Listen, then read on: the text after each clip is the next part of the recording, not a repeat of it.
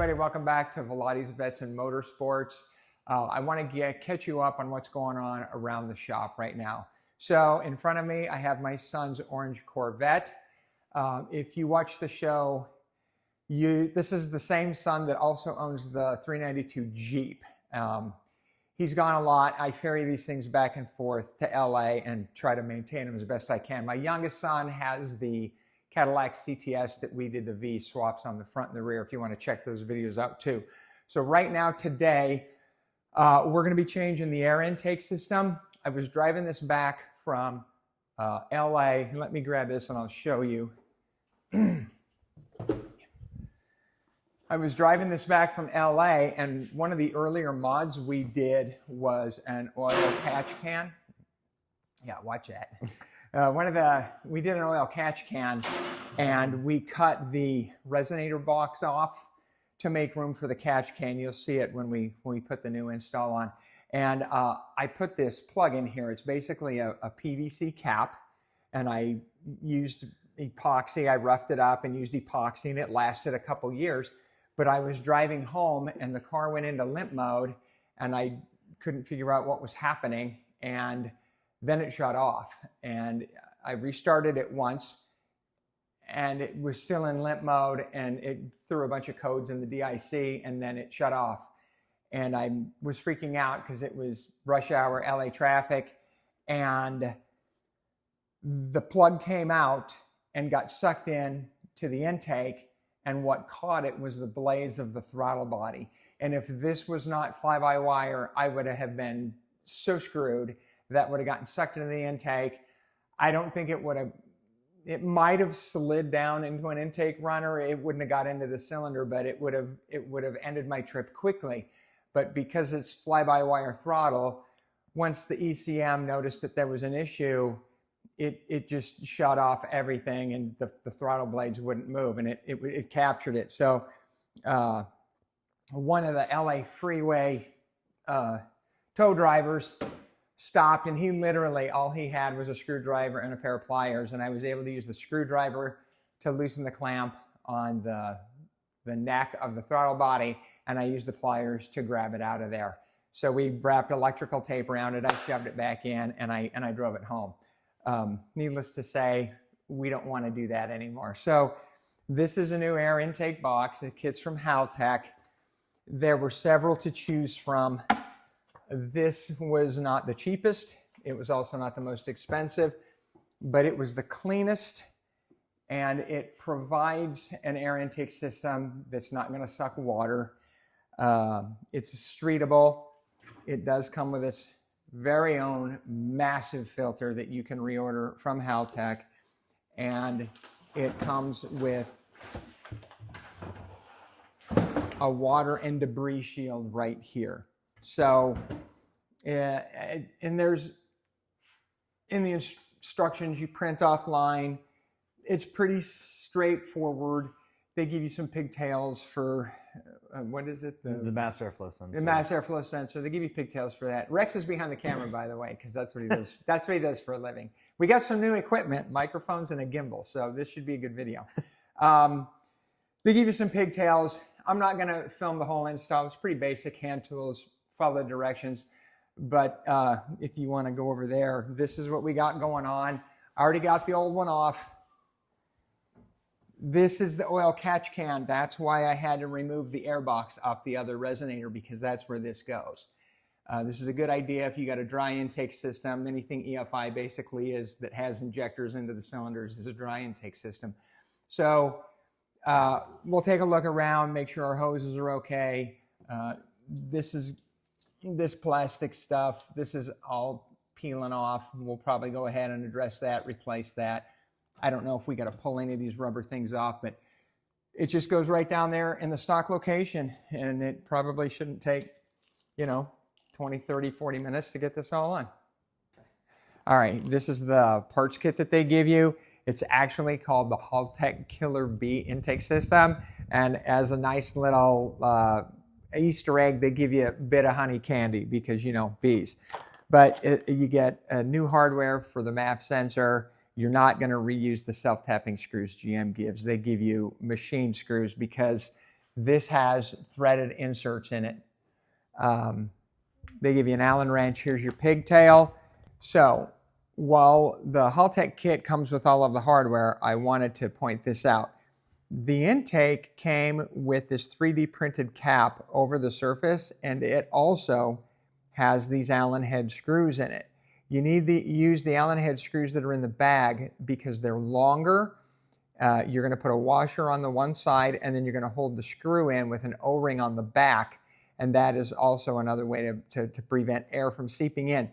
Even though this cap has a groove that will fit the rectangular washer on the GM MAP sensor, do not use this over the elbow and then put this in. This is just for shipping purposes to protect the surface. Okay, so we have the intake installed, and like I said, pretty basic. It comes with a new neck, and it has a hole in it for the nipple, and the nipples will spin 360 degrees. So some years have straight connectors, and this one has a 90, so that worked out well. Comes with the new clamps. We have it on. This is why they give you a pigtail, because the sensor used to be up here, and now it's down here. And this cover, I'll show you this cover. I wanted to show you the intake before we put this on. This goes over the top of it to keep leaves, dirt, debris, road grime, and stuff out of that giant filter. But before we put it on, we have to make sure that this harness is out of the way. So that cover is going to lay flat. This needs to go over here, and I want to be real careful about the tension on here. But here's the other thing that I wanted to show you. This is a zip tie with a push pin. These things are great. I bought 300 of them for my Charger because I rewired it from headlight to tail light. And this already has an existing hole from the factory. So what you do is you just, let me figure out the right way to do this. Okay, you can just do this several ways. Push it in. When I'm in tight spaces like this, I like to loop it around first. Then I can push it in the hole. Now it's out of the way, and we can get that where we want. And then you can just, and you don't need to crank on it. This just needs to be down out of the way. We'll cut that off with a pair of dikes. This will sit right on top of here. And Bob's your uncle. Okay, well, the air cleaner and the elbow was pretty straightforward. But as always, no modifications necessary. That just never rings true. So one of the things that Rex did to his car is he put in a 4-cord DeWitt radiator. It's huge. I think it kind of offset a few things, and the cover, the beehive is what they call it, because this is called the Killer Bee intake. This beehive thing, it sits up against this orange 90-degree angle edge of the front fascia, and then these line up with the original push pins that held down the factory air box. And this is a seal that it comes with it that seals the front, and then this welting here seals the back. The problem we had was it was really tight, it was flexing too much, and we didn't want to break it. The one thing you have to make sure on the passenger side is that it goes behind the air conditioner lines right here. So this side goes in first. Then we tried putting it in, and we were having difficulties. So what we did was, the problem was the holes weren't lining up, and I don't want to wallow these out, and I don't want to re-drill holes. This thing's supposed to fit. So we took the whole air cleaner assembly out and test fit it to find out that, yeah, we were really, really off.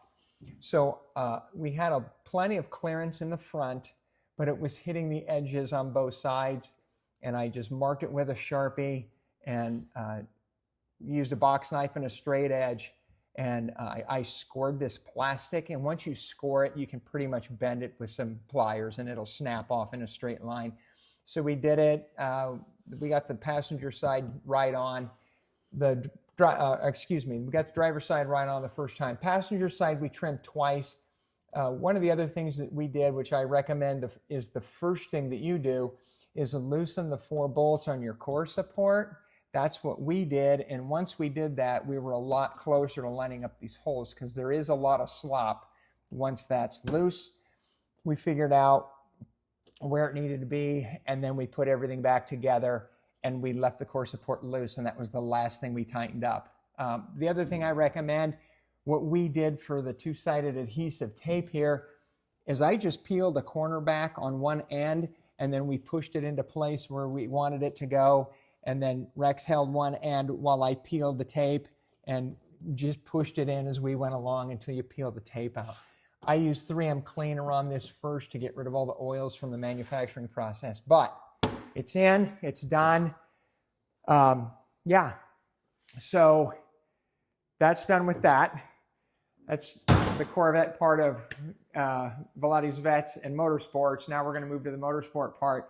Let me show you where we're at with the Charger since the last video.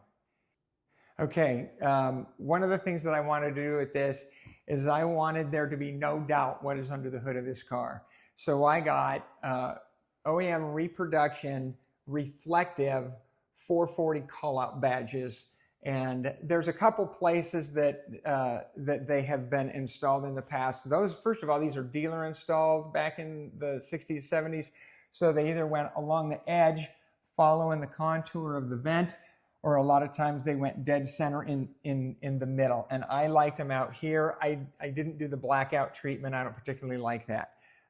When I bought this in Minneapolis, and when I was driving back, this hood was flexing like crazy. And I was really afraid that it was going to fly out and fold itself in half on the windshield. So I got OEM hood pins. They obviously go in the factory holes right here. That's what those are for. And then this is another bolt hole for the fender, and you just take the bolt out and you wallow the hole out. And what I did is I put a little bit of anti-seize on here, and I shut the hood, and I put tape in here, and I shut the hood, and I was able to see where the anti-seize hit the tape. And then I used a spring-loaded center punch and marked it, and then I drilled like, I don't know, a 16th inch pilot hole from the bottom through the top because that's where they needed to be. And then I came out from the top and I drilled down, and I oversized the holes bigger than the pins. And here's a trick that I learned with doing this and a couple other cars. Mine are lined up dead center in the middle if you look down.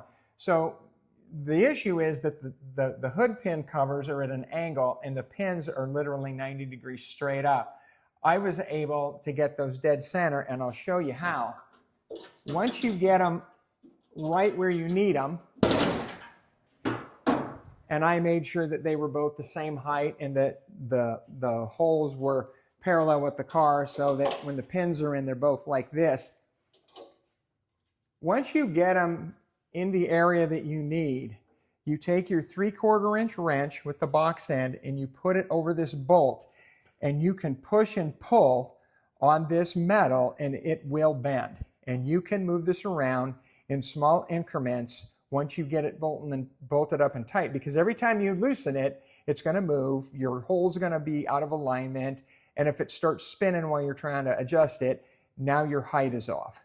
So I got them where I wanted, I got the hole lined up, and then I was able to just put the wrench on. If it needed to go this way, I put the box end over here, and I pulled up and literally bent the metal in that direction. If it needed to go back that way, you put it over here and you push down, and you can, that's how you can get these things to line up really good.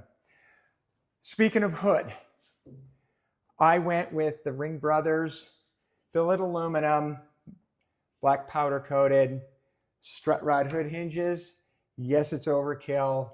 Yes, they were expensive, but they're so much nicer. This hood glides up and down like knife through butter.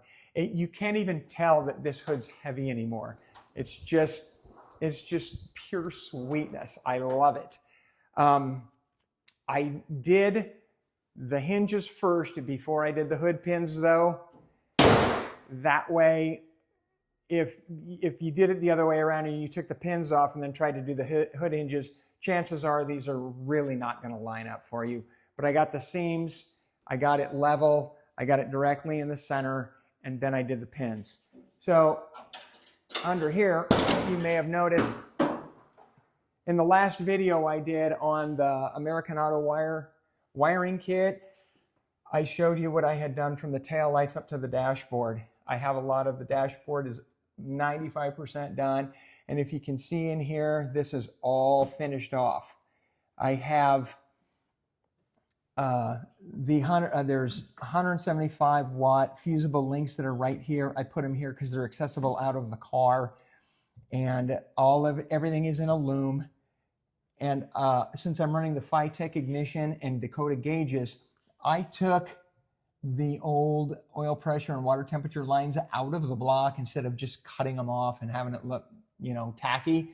I took those lines out. The positive and negative wires for the coil I took out because I'm running an MSD ignition. We don't need those. All of my controllers for the Dakota gauges, the air conditioning, the guard dog push RFID, push button ignition, and the locks, that's all inside under the dash. I am probably, more than likely, I'm going to make a bracket here. I scooted this battery all the way up. I'm probably going to make some type of bulkhead. The new MSD boxes are different. All the wires come out one end. Some of them have covers here with screw adjusters, and I will put it accordingly, but I'm probably going to make a bulkhead here and put this here, and then I'll put the Halltech ECM controller on the other side, because with the air conditioning unit from Classic Air, it is literally up against that firewall, and I cannot drill into that firewall. I'll puncture a hole into that thing, and then I'll be sad. So that's probably where that's going to live. One of the things that I did want to mention, I've been raving about how awesome the American Auto Wire kit is, and it is, don't get me wrong. But like the second paragraph of the instructions that I didn't read for I don't know, 3 months said, this kit is not wired for the 1970 Dodge Charger electric headlight system. So, honestly, I didn't even notice it until I was up here wiring the headlights, and then I was like, well, that's odd. There's no harness for the motor. If you know anything about these electric motors, they're garbage. And the relay technology back then was horrid at best. Rex found online a YouTube channel of a guy that described how to do it yourself with a 5-pin Bosch relay. And he put it right here on the core support. 2 hot wires from the battery to the relay, a ground from the relay to the ground, a trigger wire. He ran a trigger wire to the starting solenoid and, ignition. He ran ignition to the starting solenoid, and then he ran a trigger wire. He ran it to his high beam switch because it was easier for him. I'm going to run it to my headlight switch because the dash is still taken apart. So then when I turn the headlights on, they will open. The other thing is I also found out that 1970 Charger, all, your performance B bodies, Charger, Roadrunner, GTX, Cornet satellite cars, this was a 1 year only headlight switch. The 6869 headlight switch does not work properly with this car in this system. And I found in some of the other research we did, there is a problem with aftermarket manufacturings that the low beam circuit is actually grounded when you turn it on. And I think that's the problem I'm having, because that is not a factory 1970 switch. I turn the headlights on and nothing comes on, and then you turn the high beams on and all 4 come on. So I think the previous owner probably put a crappy switch in there. I ordered one off eBay off a guy that literally all he does is rebuild those switches. So they're actually OEM 55-year-old switches that he takes apart and rebuilds and sells. And no, they're not cheap. They are expensive, but I need the right switch so that I can have that trigger terminal to run this motor. And I haven't done that yet because, of course, the motor's broke because the motor's junk too. So I have to send that out and get rebuilt. But Rex and I came out, threw a battery in it, grounded the battery, and ran a hot wire from the alternator wire to the battery, and we were able to test all the systems. My Dakota gauges would light up. washer pump squirts, the windshield wipers work. I got running lights, marker lights. I didn't test the AC fan because that wasn't plugged in, and I tested my power windows with my Milwaukee batteries, but I didn't think about testing them with the car battery hooked up. We should have done that, but that's going to be another step. And let me take you over to the workbench and show you some cool stuff. Okay, before we get to the cool stuff, I want to show you something. My friend Jessica from Super Clean sent me some new products. They don't sponsor me. I don't make money off them, but I do use this stuff all the time. It's really good stuff. So you have your regular Super Clean. I use this stuff all the time. And, you know, it's just your basic purple liquid, and you spray it and it runs all over the place. When I clean parts, I usually pour that stuff into a bowl or a Pyrex jar, and you can clean door latches, hood latches, a lot of greasy parts that you don't have to use caustic chemicals. This is one of the new products she sent me. This is the foaming Super Clean. I use Super Clean exclusively to clean tires when I detail cars, and this stuff works great, but it runs all over. This is better. This is foaming, and it hangs a little bit better, and it's not running all over your rims because this stuff will etch paint, so you got to be real careful if you're cleaning your tires with it and your rims are powder coated or painted that you're not getting it all over. You know, if you get it on there a little bit and it's diluted with enough water, you're not gonna ruin it, but it's nice that stuff hangs. She also sent me the foaming action, and as you can see, the back of my doors are insulated, and they have this aluminum covering on them, and they do get real dirty from the grease on the hinges. And when you have something like this that's aerosol, look at that. Now I can just let it soak. It's not running down.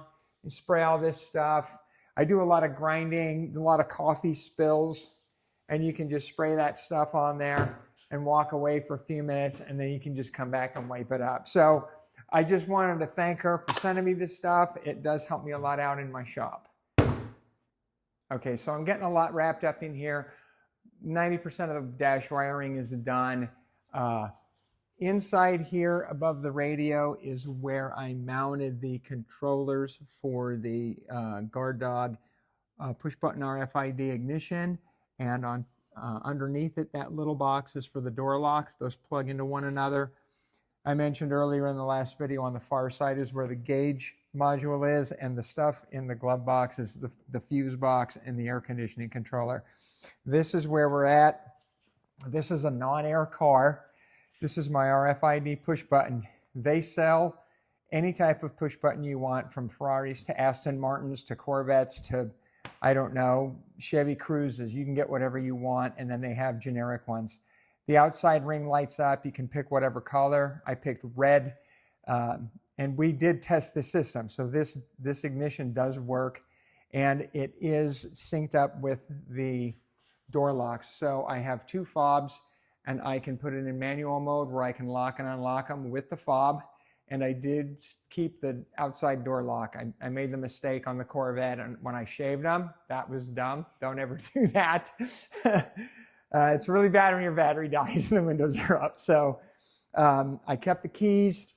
I do have an emergency code that I can get into the car, and then I have a push button, I don't know, link thing that I can punch in the code, and the car will start if the battery in the RFID tag dies. This is a plastic trim that came with the car. It was a non-air car. The factory air cars where the factory vents were recessed, they do not manufacture those. And they do manufacture these, but they're really, really hard to get. I just used the one that I have. It was broken in a few places. I repaired it.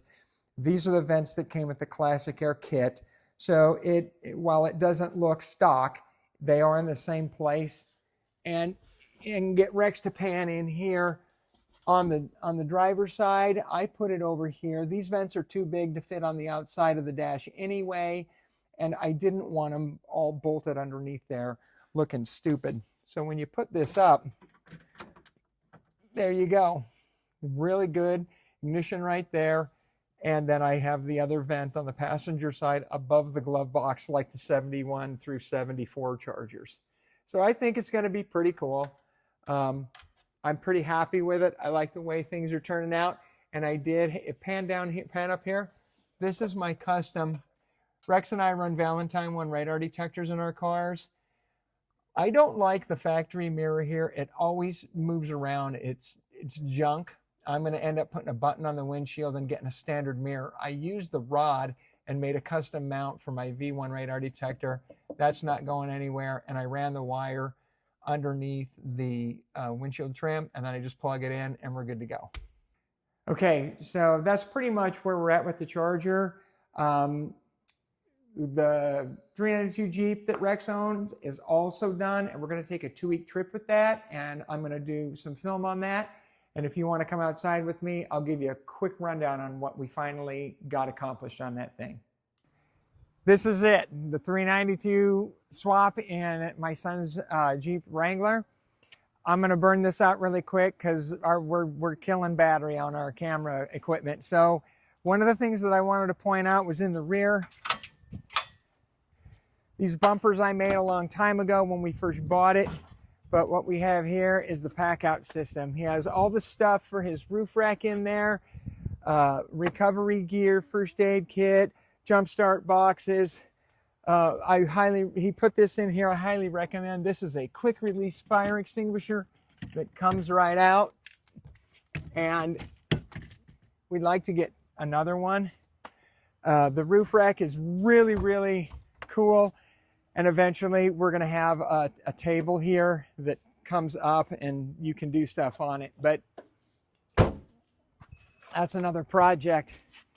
I don't know if you can pan down at the bottom here. This is all new suspension. Both the front and rear axles are rebuilt. They're bulletproof. We got electric lockers in them. 3-inch MagnaFlow exhaust that I ended up customizing to fit this whole kit. Go down to AEV or AEW mufflers. AEW mufflers. Or AWE mufflers. AWE, and we got the Falcon multi-position shocks on the front and the rear. I did put diff skid plates on it. Down here, if you can see this big silver container, that is a 17.5 gallon auxiliary fuel tank from Long Range Tanks. This thing gets 12 miles to the gallon on a good day. So that's why we need it. Come on over into here. We got the aluminum hinges on here from 74 Weld. All of the paint was rusting under, or the hinges were rusting underneath the paint on all of these. And instead of trying to repaint them, we just bolted those on.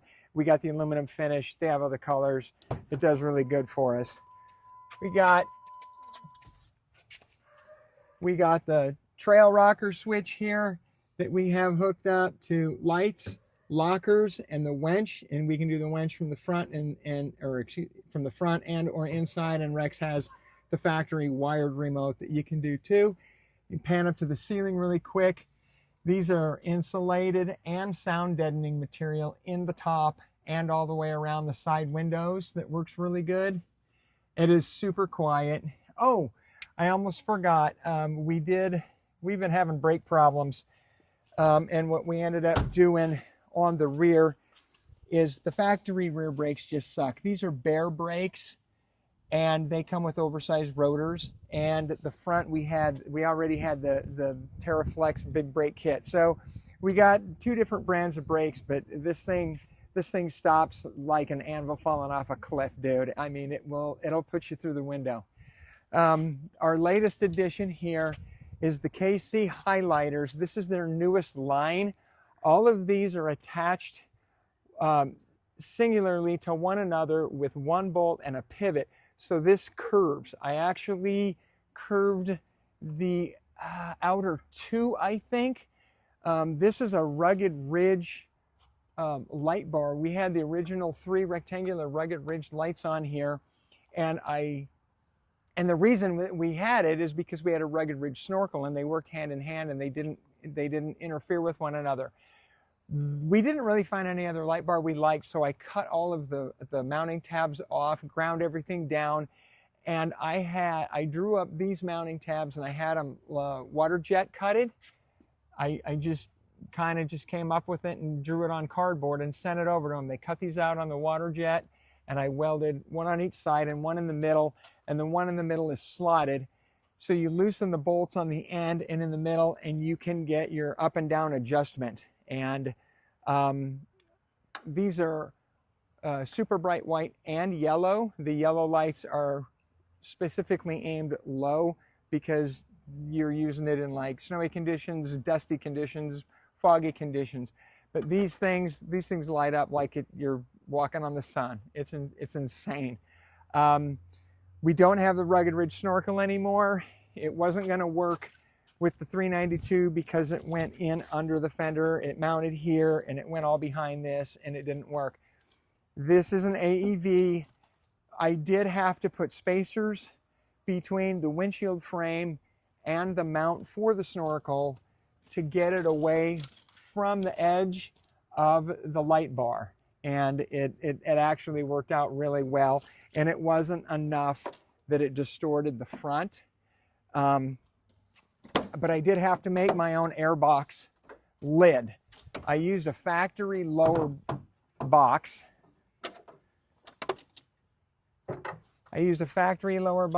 And I made all this.